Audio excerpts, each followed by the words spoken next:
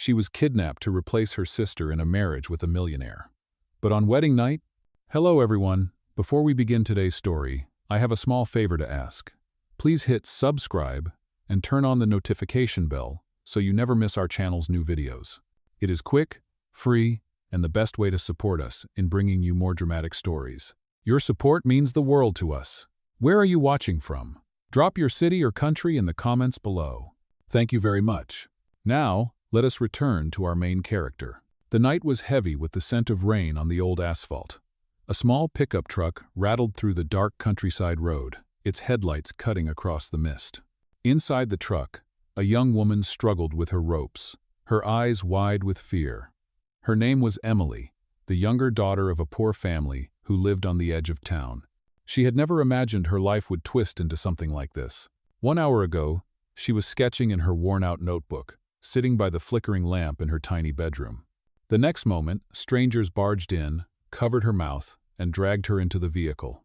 Emily could barely breathe under the heavy fabric veil that covered her face. Her wrists burned from the rope. The men did not speak much, only muttered to each other about the wedding and the contract. The words struck her like thunder. Wedding? Contract? They had taken the wrong girl. It was her older sister, Anna, who was supposed to marry into the wealthy Kingston family. Anna had been promised to a millionaire as part of a deal to save their father's failing business. But Anna vanished just days before the ceremony. Now Emily realized with horror that she had been kidnapped to take her sister's place. The truck screeched to a halt. She was dragged out and pushed into a dressing room lit by blinding crystal chandeliers. Gowns in white silk and lace hung on every wall. A team of stylists rushed around her, mistaking her silence for nerves. They powdered her face, pinned up her hair, and pulled her into a gown that sparkled under the light. Emily's reflection in the mirror was almost unrecognizable. She looked like a bride from a magazine cover.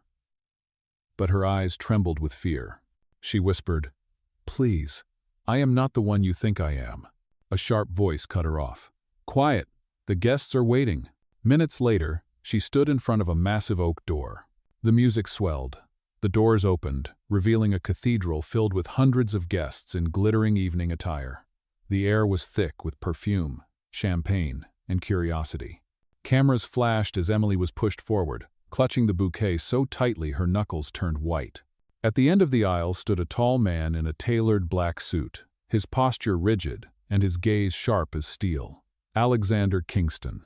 He was the heir to a vast empire of finance and real estate, known across the city as a cold, ruthless millionaire who never smiled. He looked at her with an expression that froze her blood. Emily felt her knees weaken under his stare. She tried to lift her chin, to mask her terror. Her heart pounded so loudly she thought the entire cathedral could hear it. The ceremony began. Words blurred in her ears as the priest spoke.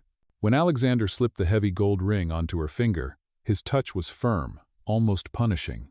The cameras captured every moment, the applause thundered. But Emily felt as if she had been locked inside a cage with no escape. When the ceremony ended, the guests cheered and showered them with rose petals. Emily forced a trembling smile, but inside she was screaming. She had been sealed into a marriage that was never hers, bound to a man she had never met, a man who clearly sensed something was wrong. That night, in the lavish mansion that dwarfed every house she had ever known, Emily sat stiffly on the edge of the massive bed. The silence pressed down on her like a weight. Alexander entered the room, his dark eyes fixed on her. "You are not Anna," he said, his voice low and cold. Emily's breath caught. Her secret had already been discovered, and this was only the beginning. Alexander's words hung in the silence of the bedroom like a blade. His voice was calm, but his eyes were merciless. "You are not Anna." Emily's chest tightened. Her lips parted, but no sound came out. She had expected suspicion, perhaps anger, but not such sharp certainty on the very first night. Her fingers dug into the silk fabric of the wedding gown, as if the material could anchor her trembling body. I do not know what you mean," she whispered, her voice thin and weak. Alexander stepped closer, each movement slow and deliberate. The dim light from the golden lamp revealed every angle of his face, the sharp jawline, the cold curve of his mouth. He leaned down, so near she could feel the heat of his breath. "Do not play games with me," he said, his tone low and dangerous. The woman I agreed to marry carries herself like a queen. But you flinch like a cornered rabbit. Who? Emily turned her face away, her heart pounding so loud she thought it might shatter her chest. She wanted to scream the truth, that she was innocent, that she had been dragged here against her will. But, if she confessed, her family would be destroyed, their debts exposed, and her father's fragile health might collapse under the shame. I am your wife now, she forced herself to say, her voice shaking. That is all that matters, is it not? Alexander's gaze sharpened, as if he could slice through her soul. We will see. He pulled away and strode to the window, his tall figure framed against the moonlight. Outside, the vast gardens of the Kingston estate stretched into the night, the fountain still running, the roses glowing faintly under the lamps. Emily's world felt impossibly far from this place of wealth and power. The silence between them was unbearable. Emily rose to her feet, her hands trembling as she tried to steady herself. She moved toward the dresser where a bouquet of fresh roses had been placed. Tucked in her sleeve, hidden from sight, was the small bracelet she had always worn, a simple piece of silver with a single glass bead. It was all she had from her late mother. She tightened her grip on it, promising herself that no matter what happened, she would not let them strip her of who she was. Alexander spoke again, his voice cutting through the stillness. From this moment forward, you will play the role of Anna.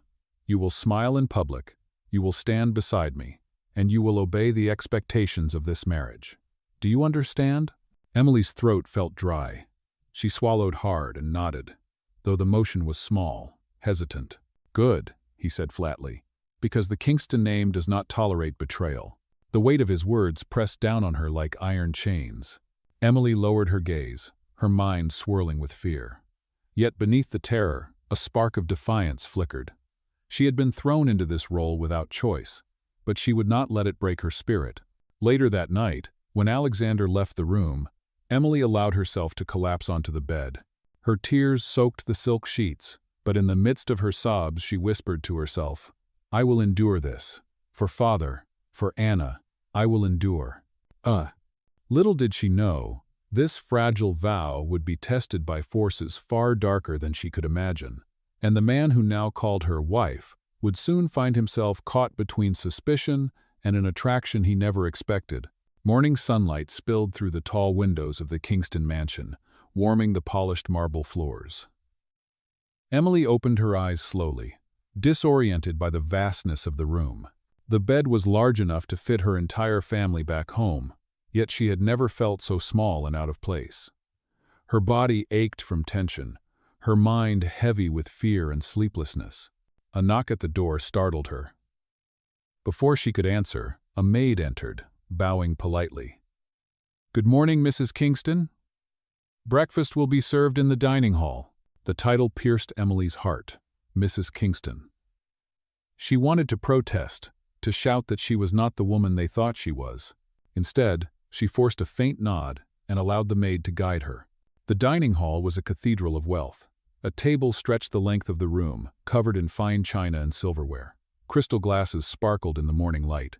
At the head of the table sat Alexander, already in a dark tailored suit, his posture stiff, his eyes unreadable. Emily hesitated, then took the seat nearest to him. She kept her hands folded tightly in her lap, wishing she could disappear. The silence pressed on her until she could barely breathe. You will eat, Alexander said at last, his voice cold. And then you will accompany me. Her eyes flickered up, confusion breaking through her fear. Accompany you? Where? He did not answer immediately, simply cut into his food with precise movements.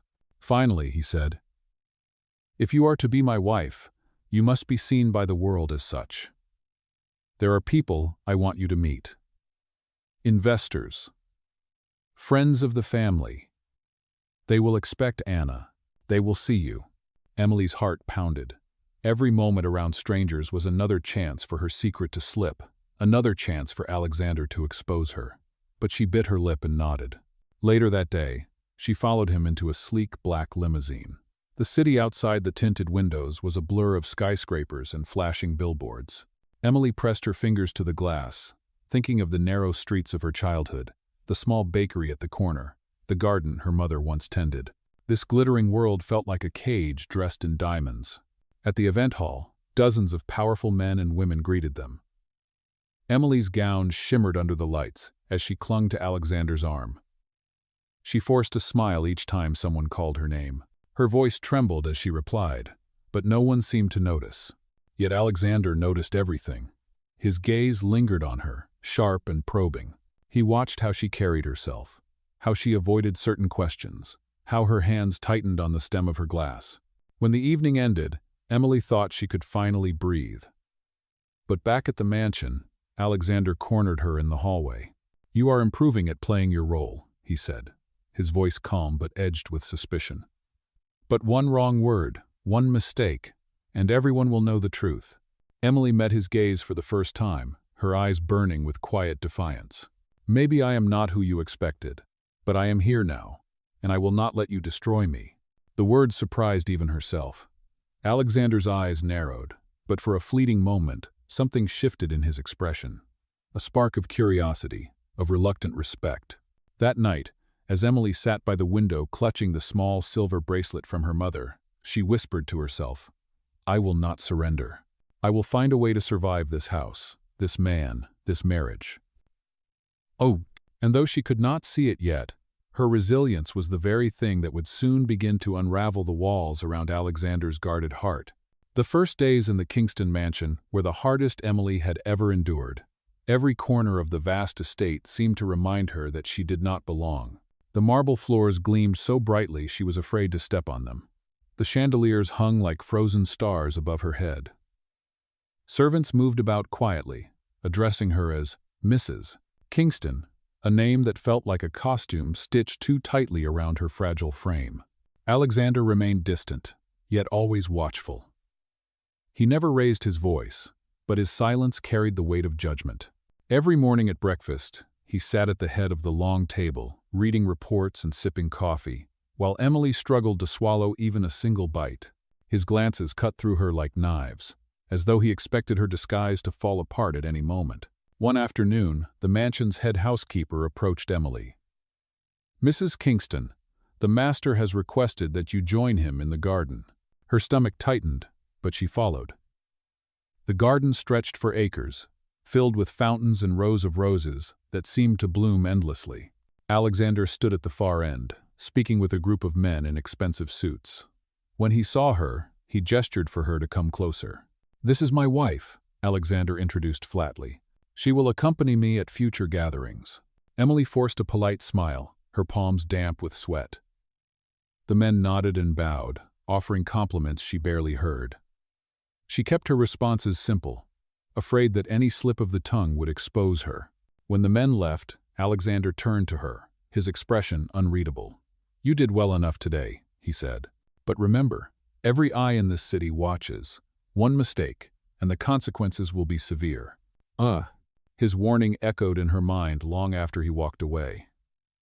That evening, Emily wandered into the library, a massive room lined with shelves reaching the ceiling. She traced her fingers across the spines of books she could never afford back home. For a moment, the world outside faded. She pulled out an old poetry book and sat by the window, losing herself in the words. It was there that Alexander found her. His gaze lingered on the book in her hands. "I did not know you read poetry," he said. Emily froze, unsure if it was a trap. "My mother loved it," she replied softly. "She used to say words can be a shelter." Something flickered in his eyes, but just as quickly vanished. He gave a curt nod and left without another word. That night, as Emily prepared for bed, she caught her reflection in the mirror. She looked nothing like the girl she had been only days ago. The silk gown, the jewels, the vast mansion, it all felt like a dream pressed into her skin. Yet her silver bracelet, hidden beneath the lace sleeve, reminded her of who she truly was. She whispered to her reflection, "I will not lose myself, no matter what happens here." And though she did not know it yet, Alexander had heard her words from the hallway. He paused, his hand on the doorframe, his eyes shadowed with a question he refused to name. For the first time, he wondered if the woman he had dismissed as an imposter carried a strength he had never expected to find. The days that followed placed Emily into a role she had never rehearsed, yet was forced to perform without flaw. Every morning began with the ritual of becoming Mrs. Kingston in the eyes of society.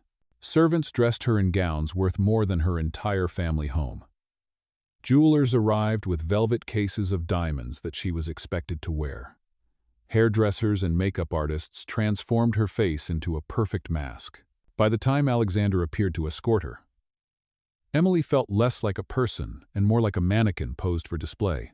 The first public gala came quickly.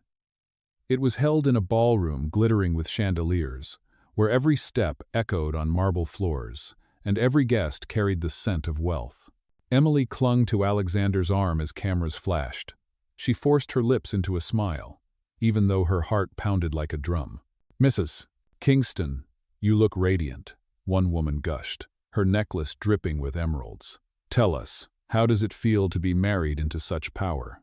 Emily's throat tightened, but she remembered Alexander's warning. She curved her lips into a gracious smile.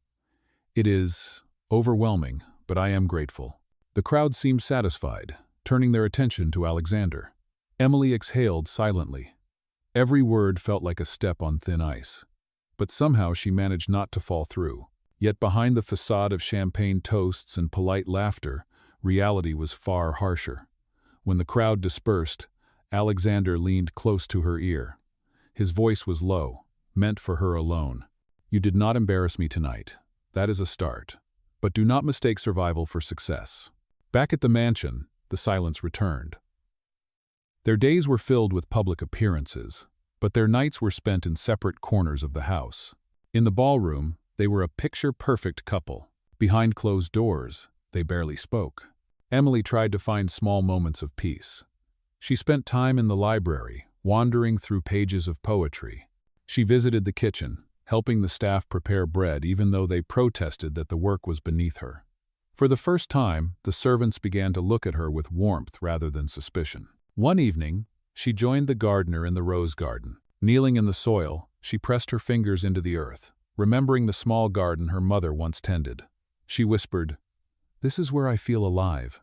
She did not notice Alexander standing at the balcony above, watching. His sharp gaze softened, just for a moment, as he saw the woman who smiled not for cameras, but for herself. The duality of their lives grew sharper. In public, Emily played the perfect bride. In private, she clung to her quiet resilience. And Alexander, who had once dismissed her as a fraud, found himself unsettled by the honesty in her smallest actions. Still, mistrust hung between them like a shadow. One evening, after another exhausting dinner with investors, Alexander confronted her in the hallway. "You wear the mask well," he said, his tone flat. "But I see the cracks." "Who are you really, Emily?"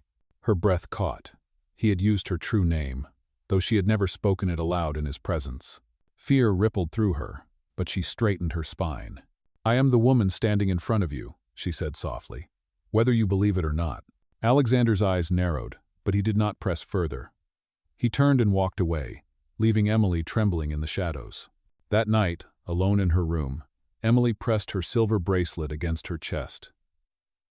"I will endure," she whispered once more. She had no idea that endurance was only the beginning. The world outside their mansion was waiting, ready to test both her courage and Alexander's heart in ways neither of them could yet imagine. The storm came without warning. One moment, the Kingston estate glowed with glittering lights during a charity gala. The next, the air was filled with shouting and the sharp sound of glass breaking.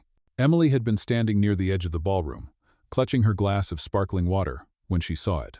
A group of reporters burst through the side doors, shouting questions about Alexander's latest business deal. Their voices carried accusations of fraud, betrayal, and hidden scandals. Alexander remained calm at first, but the chaos spread quickly. Investors began to whisper, some even leaving the ballroom in panic. The flash of cameras turned the elegant event into a battlefield. Emily's heart pounded. She watched as Alexander tried to control the room, but for the first time she saw strain in his eyes. The powerful man who always seemed untouchable was suddenly vulnerable. When one reporter lunged forward, shoving a microphone too close, Emily acted before she could think. She stepped between Alexander and the crowd, her voice ringing clear. "Please, this is a charity event. she said firmly. Tonight is about helping children in need, not tearing each other apart. My husband will address your questions at the proper time, but not here, not now. The room fell silent for a moment, stunned by the strength in her tone. Cameras snapped wildly, recording every second. Alexander's hand brushed hers, steadying her, though his expression remained unreadable. Slowly, the security team ushered the reporters out, restoring a fragile calm to the ballroom. Later, back in the limousine, Alexander finally spoke. His voice was low, almost grudging. "You surprised me tonight." Emily turned to him, still trembling from the adrenaline. "I only wanted to protect you. I know what it is like to be cornered." For the first time since their marriage, Alexander looked at her not with suspicion, but with something else. Something softer, though fleeting. "You spoke as if you truly cared," he said. "I do," she whispered, gripping the silver bracelet hidden under her sleeve. "Because no one deserves to stand alone." "I."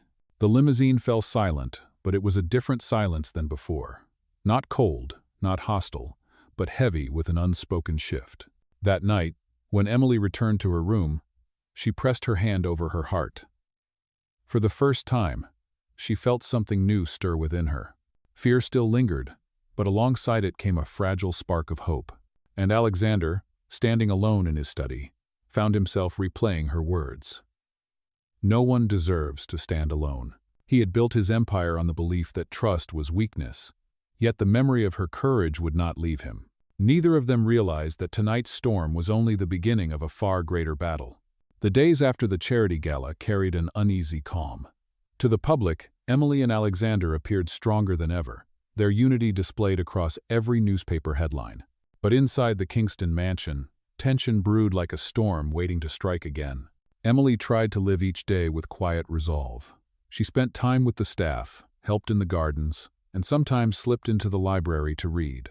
Yet every moment she felt Alexander's watchful eyes. He studied her not with the disdain of the past, but with something closer to doubt mixed with curiosity. One evening, while she was arranging fresh roses in a vase, she overheard a heated conversation from Alexander's study. The heavy oak door was slightly ajar. "If the truth comes out, everything we built will crumble," a man's voice warned. Emily froze, her heart pounding. Alexander's reply came, low and sharp. "Do not speak of it here. Leave." The footsteps retreated, and the silence returned. Emily stepped back quickly before Alexander could find her eavesdropping. But the words gnawed at her. The truth comes out, everything will crumble. Later that night, she sat by her window, staring at the silver bracelet around her wrist. It was the one piece of her real life that remained untouched, and she knew sooner or later her secret would break through the fragile mask she wore.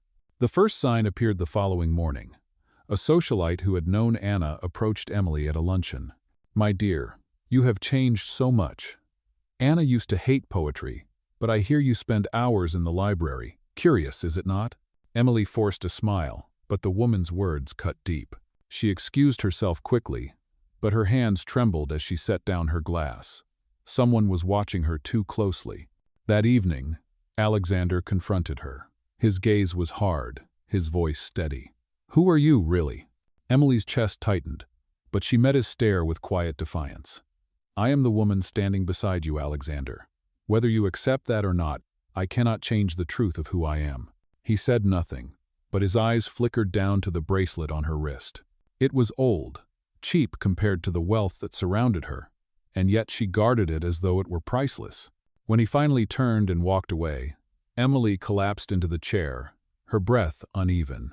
The walls were closing in. The whispers were growing louder. The truth was drawing closer with every passing day. The breaking point came on a night thick with tension. Emily had been preparing for yet another dinner with Alexander's business partners, her hands trembling as she fastened the silver bracelet around her wrist. She told herself it was just another evening of pretending, another performance to keep the fragile peace intact. But deep down, she knew the mask was slipping. When she entered the dining hall, she noticed the sharp stares of the guests. Whispers traveled down the long table like sparks on dry leaves. One man raised his glass and said with a sly smile, "Mrs. Kingston, or should I say, Miss Emily, tell us, who exactly are you?" Her body went cold. The entire room fell silent, every eye locked on her. She could not breathe. Alexander's gaze snapped to her, his expression hard as stone. He rose slowly from his chair, his voice cutting through the silence. Enough. But the damage was done. The whispers grew louder, accusations spilling into the air. She is not the real bride. The Kingston heir has been deceived. This marriage is a sham. Emily stood, her knees weak, and faced Alexander. Tears blurred her vision, but she forced the words out. It is true. I am not Anna. I never wanted this, but I was taken. I was forced. Her voice cracked. If my presence shames you, then let me go. I will not fight you. Gasps rippled through the guests. Cameras flashed.